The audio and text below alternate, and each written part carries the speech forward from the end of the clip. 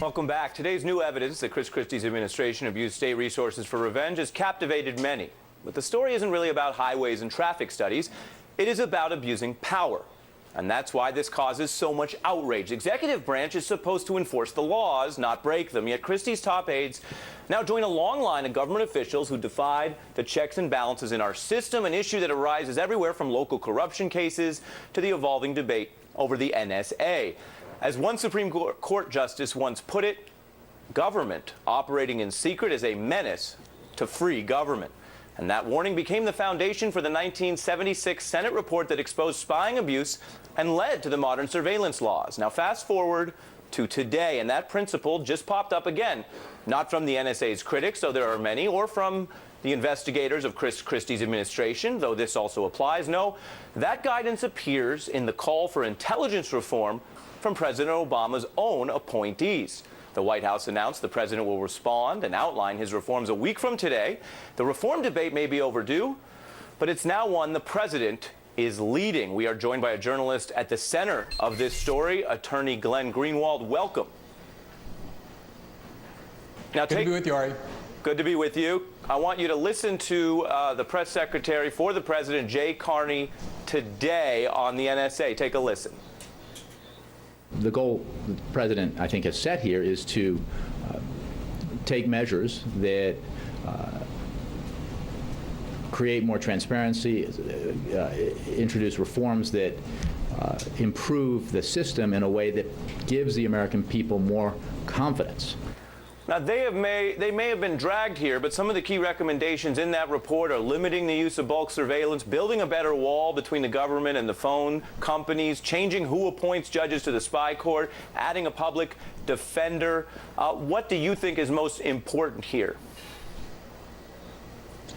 I think the most important thing is to get real reform, not symbolic gestures. If you notice what Jay Carney said there, it's very similar to what the mandate of President Obama's hand-picked commission was, which was, let's improve public confidence in these programs. That's the history of what DC does with scandals. They try to prettify what it is they're doing to give the appearance of reform without actually reforming. And I think the real question, and it remains to be seen what will happen here, is whether there will be serious limits on the NSA's ability to simply indiscriminately collect communications data about American citizens and people around the world, as opposed to pretending to reform it in order to give people more confidence that something has been done. Yeah, I mean, I think that's well put, and it is too early to tell. We're going to follow this into next week. There are two issues, really, which is what is the NSA doing on one hand, and then are there checks on the other hand? When you look at the FISA court, it's got a lot of problems. The fact that Chief Justice John Roberts actually appoints all the judges on this court, as the New York Times has pointed out in making assignments to the court,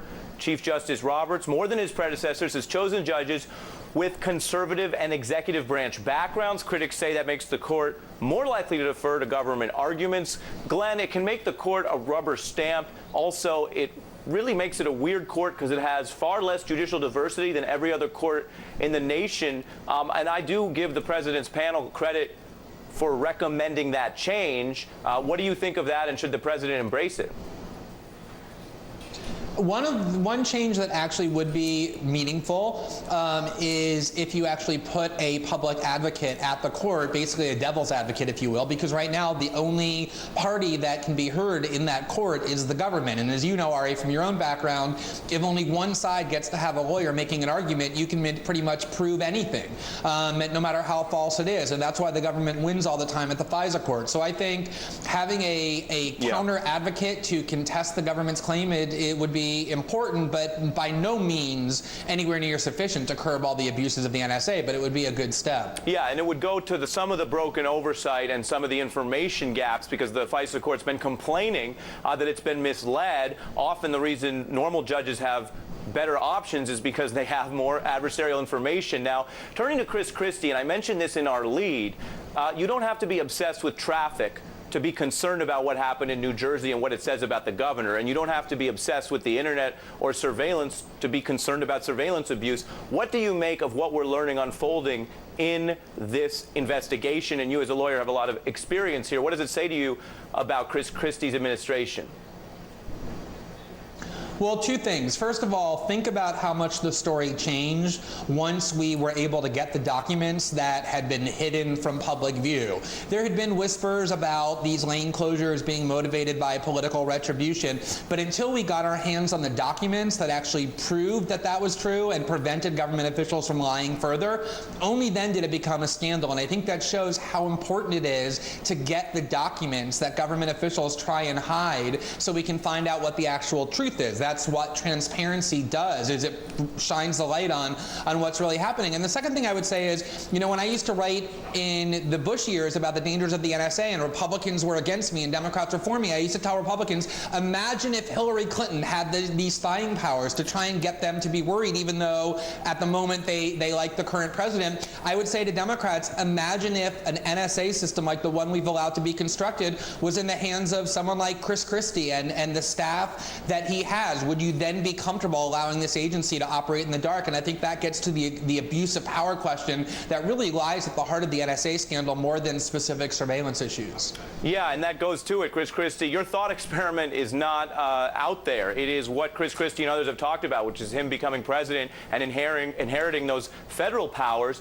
And you're also raising an important point, Glenn, which is, do we want transparency only as a partisan cudgel in this country, as something used to attack, or do we demand transparency of the NSA and of state government, of President Obama and of Chris Christie? Do we actually get these rules in place so we know what government's doing? As you said, I think aptly, this entire story is different now that we, the people, are seeing the documents ourselves. We're going to go because we're staying on this breaking news. Glenn Greenwald, thanks for your time today. Thanks, Ari. All right, now coming up, we are marking, as you know, this week, the 50th anniversary of the War on Poverty. Republicans